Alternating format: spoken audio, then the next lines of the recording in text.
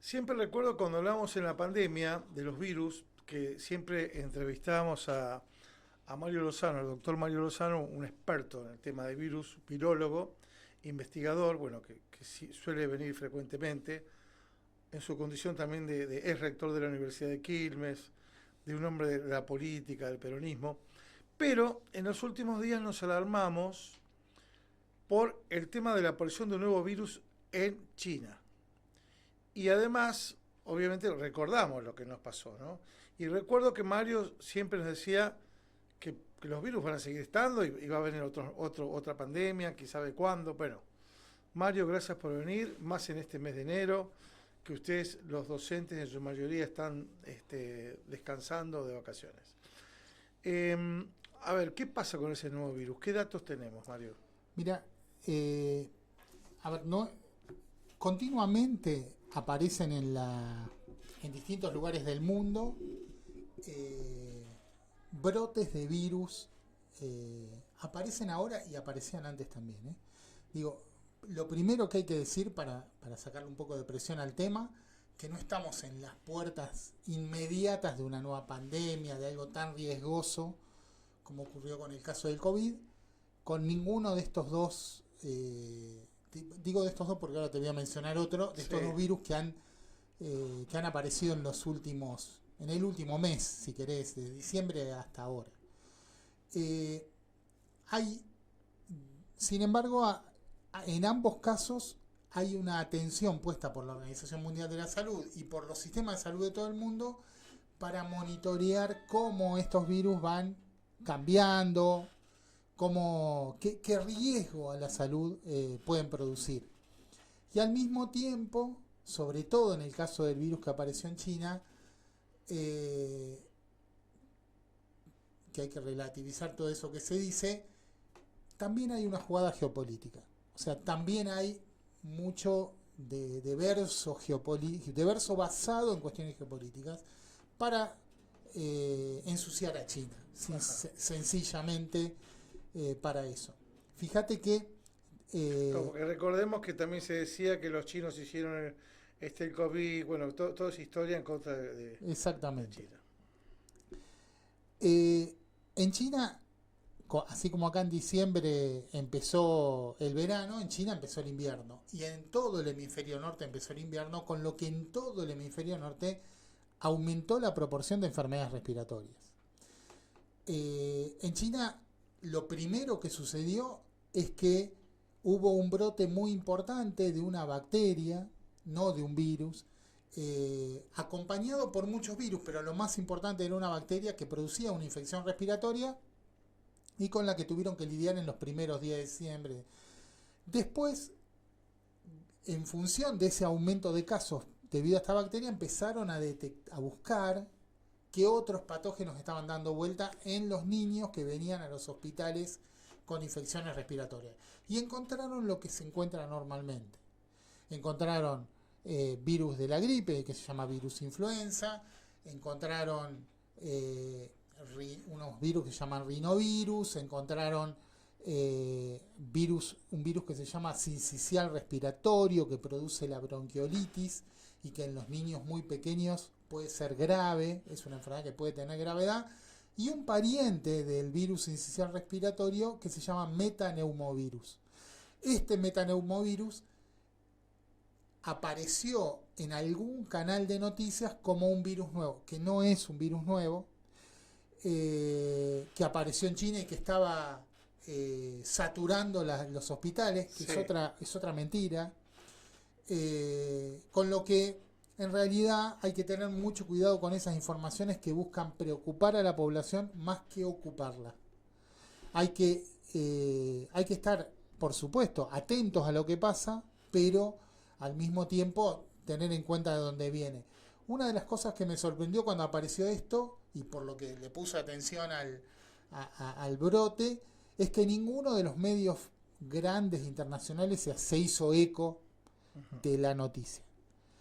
Ninguno de los grandes medios de Estados Unidos o de Sí, sí. Europa tomaron la noticia para difundirla. Siempre corrió por redes sociales, por fuentes poco verificables, Y claro, eso tuvo mucha difusión, pero no quiere decir que sea verdad. O sea que debemos estar tranquilos, No, atentos, por como supuesto que siempre. también hay que tener en cuenta que los chinos suelen ser muy reservados con la información. Y entonces nunca sabemos del todo lo que pasa dentro de las fronteras de China porque ellos tienen una política de cuidar su propia información. Ahora, no parece ser este el caso que genere una dificultad potencial porque este metaneumovirus es un pariente del virus sincicial respiratorio, que es el que produce bronquiolitis, pero produce en sí mismo una enfermedad más leve que el virus sincicial. O sea, si el brote principal fuera de virus sincicial respiratorio, sí tendríamos que tener mucho más cuidado. Salvo que aparezca una variante del metaneumovirus, pero no parece que sea más peligroso, no parece ser la Bien, y hoy situación. en la Argentina, ¿con qué estamos, además de Milei, con qué estamos atacados? Bueno, en la Argentina estamos por empezar un brote importante de dengue. Sabemos que va a haber un brote importante de dengue. Todavía no hubo No muchos hubo casos. hay casos, por supuesto, Pero no en como cantidad. esperábamos. No en cantidad, porque en Brasil y en Paraguay hay brotes activos muy fuertes. Es esperable en las provincias del norte argentino también hay casos. Es esperable que eso se traduzca se traslade a la provincia de Buenos Aires en estos días y a toda esta región. En estos días hay una infestación de mosquitos importante que empezó hace 2 o 3 días, pero que empezaron a aparecer mosquitos de todo tipo. En algunas zonas de Quilmes han aparecido Aedes aegypti, este mosquito que transmite, es el que específicamente transmite el dengue. ¿Pero en qué zonas de Quilmes, sabes? Y en Bernal, por ejemplo, yo encontré varios. En Bernal Oeste, en Bernal Oeste, sí. Bernal Oeste. Encontraste varios. Sí. ¿Cómo hacemos para detectarlos? Bueno, el mosquito que transmite el dengue es un mosquito que tiene hábitos diferentes a la mayoría de los otros mosquitos. Por un lado, suelen ser muy activos al atardecer o a la mañana muy temprano, no durante el día. Se crían en estanques o en recipientes que tienen agua estancada. En casa. En general en hábitos urbanos, en los recipientes de nuestras mascotas, en nuestras piletas cuando no están cuidadas con cloro, en la taza que ponemos abajo de las macetas que regamos y que tienen agua. Bueno, en diversos lugares donde nosotros dejamos agua estancada. Normalmente eligen el agua más limpia, pero si no tienen agua limpia, eligen la que hay para poner sus huevos. ¿Por qué eligen el agua limpia? Porque saben que esa agua tiene menos depredadores de sus propios huevos. Entonces se acostumbran a poner más seguros en agua limpia, en recipientes que tienen paredes oscuras. ¿Cuánto tarda el huevo en reproducirse? Es muy rápido. El huevo se reproduce en semana, en una semana, 2 semanas está activo nuevamente. Y los mosquitos que salen de esos huevos, los Aedes aegypti, son mosquitos que es difícil. La mayoría de los mosquitos nosotros los vemos volar adelante de nuestros ojos porque vuelan en forma horizontal, en movimientos prolongados. Este vuela en zigzag, entonces a veces se nos pierde. Es un mosquito que cuando lo vemos y lo dejamos de ver, lo tenemos que volver a buscar para verlo. Esa es una característica. Hace acrobacia en el aire. Después, si los podemos matar y no los aplastamos completamente, podemos observar que incluso con el celular, ampliando la lente de la cámara del celular, se ven fácil. Podemos ver que son muy negros, el cuerpo es bastante negro, con algunas rayas blancas que cruzan, sobre todo en las patas, digamos, del mosquito, parece atigrado. Las patitas. Franjas negras, rayas blancas, franjas negras.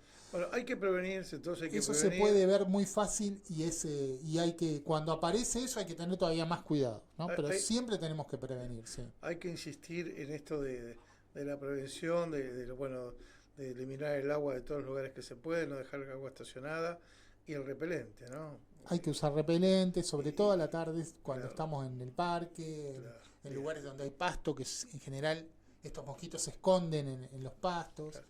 Bueno, y la última, COVID, el tema que siempre terminamos hablando, ¿cómo estamos con el COVID en la Argentina? Mira, el COVID en todo el mundo ha disminuido la tasa de letalidad muchísimo. Solo afecta gravemente a personas que tienen alguna enfermedad previa que les agrava el cuadro.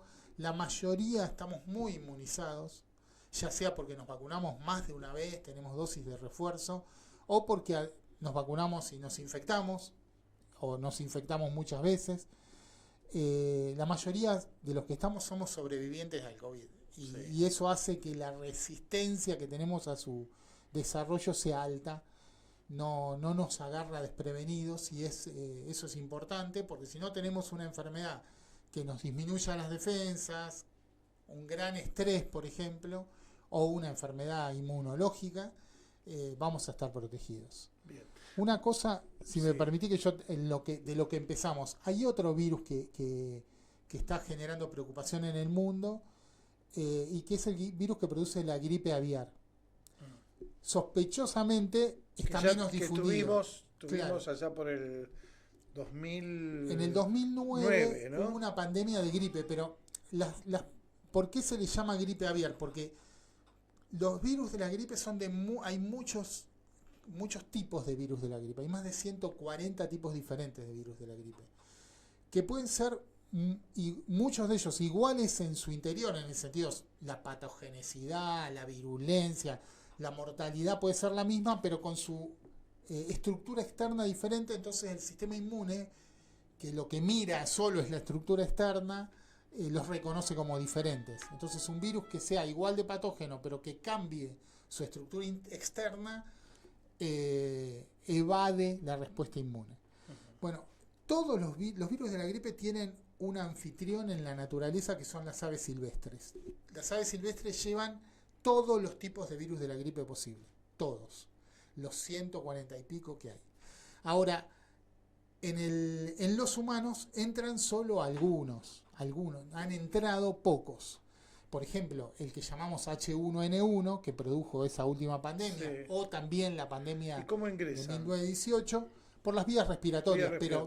Pero empiezan las aves silvestres, que son las que lo tienen, se lo transmiten a aves de corral, a gallinas, a patos, a gansos, a aves que viven cerca de humanos. Esas aves se los transmiten a humanos o a otros animales de granja.